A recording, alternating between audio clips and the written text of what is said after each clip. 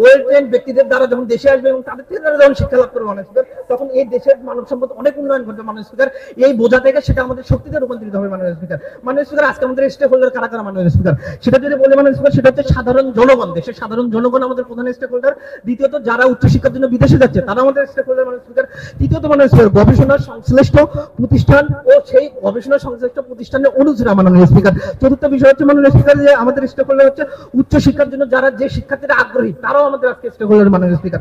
মাননীয় স্পিকার, যে এখন মাননীয় স্পিকার যে আমরা এই যে এটা যদি ঘটে মাননীয় স্পিকার, তবে কারা কারা উপকৃত হচ্ছে মাননীয় স্পিকার। এটা যেমন সরকার শিক্ষার্থী বিদেশ থেকে পিএইচডি করে আসছে, তার সেই ক্ষেত্রে আপনি তৈরি করেছেন মাননীয় স্পিকার, সেই উদাহরণটা আপনি দিয়ে গেলেন স্পিকার। তারা বলেছেন কি তাদের নৈতিক দায়িত্ব হচ্ছে দেশের জন্য কাজ করা, সরকার নৈতিক দায়িত্ব হচ্ছে তাদের জন্য কর্মসংস্থান তৈরি করা। স্পিকার, আপনি কর্মসংস্থান তৈরি না করে যদি বলেন তাদের নৈতিক দায়িত্ব কাজ করা, তাহলে আমরা আমার প্রশ্ন হচ্ছে কাজটা করবে কোথায় স্পিকার? জবাবদিহিজন সরকার দল থেকে আমরা বলতে চাচ্ছি এই সংসদ কেন বিদেশি উচ্চ শিক্ষার্থীদেরকে বাধ্যতামূলক করবে না, আমরা কেন বাধ্যতামূলক করতে চাচ্ছি না স্পিকার? আমাদের প্রথম যুক্তি রয়েছে যে প্রিন্সিপাল অফ জাস্টিফিকেশন, অর্থাৎ একজন ব্যক্তি কি করবে কি সিদ্ধান্ত নিবে সম্পূর্ণ তার নিজস্ব চিন্তা। স্পিকার, সংবিধানের 39 অনুচ্ছেদে বলা হয়েছে যে চিন্তা ও বিবেকের সরকার, তাহলে আপনি স্পষ্ট সংবিধান লঙ্ঘন করছেন স্পিকার। এই সংবিধানের লঙ্ঘন করে তারা কি পলিসি আমাদের সামনে নিয়ে আসছে সেটা কিন্তু আমার কাছে স্পষ্ট না। আমাদের বিতর্ক আয়োজনের মূল উদ্দেশ্য হচ্ছে গ্রাজুয়েশনের যেসব স্টুডেন্ট আছে বা যারা হচ্ছে গ্রাজুয়েশনের ফার্স্ট ইয়ার সেকেন্ড ইয়ার বা আন্ডার গ্রাজুয়েটের যে স্টুডেন্টগুলো আছে,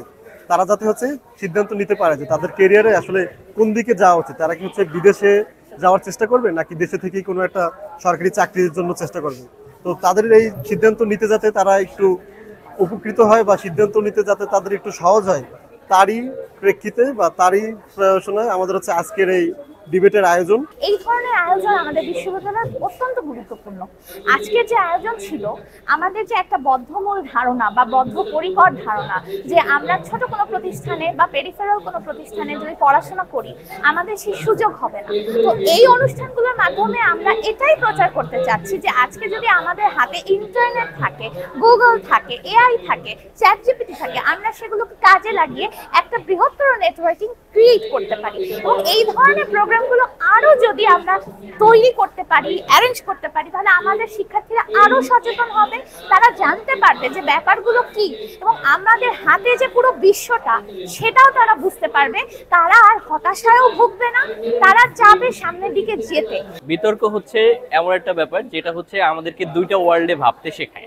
অর্থাৎ আমি এই ওয়ার্ল্ডে আছি, আমি এইভাবে ভাবতেছি, অন্য ওয়ার্ল্ডে অন্য মানুষজন তারা কিভাবে ভাবতেছে। তো এই দুইটা ভাবনা, যখন দুইটা ওয়ার্ল্ডের ভাবনা আমরা কম্বাইন করে ব্যাপারটাকে উপস্থাপন করতে পারি, তখন দেখা যায় যে আসলে কোনটা বেস্ট। অ্যান্ড এই বেস্ট অপশনটা চুজ করার জন্যই আমরা সাধারণত বিতর্কের আয়োজন করে থাকি এবং বিতর্কে উদ্বুদ্ধ করে থাকি বাকি যারা আছেন।